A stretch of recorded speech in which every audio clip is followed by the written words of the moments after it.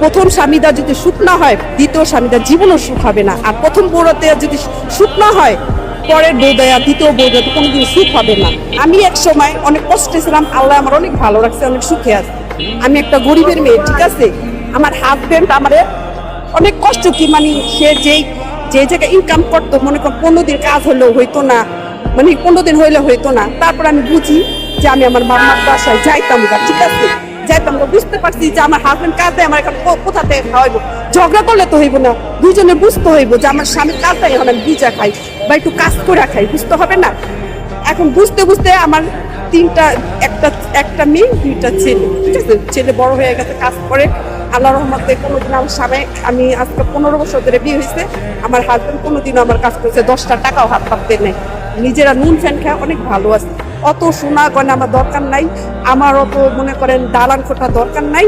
আমি খুব মানে কম খায়া মানে থাকতে চাই। আমারও তো কাপড় চোপড়ের লোভ নেই, সোনা গয়নারও লোভ নেই। আমি চাই যে সুন্দরভাবে জানি থাকতে পারি, এইটাই আমি চাই।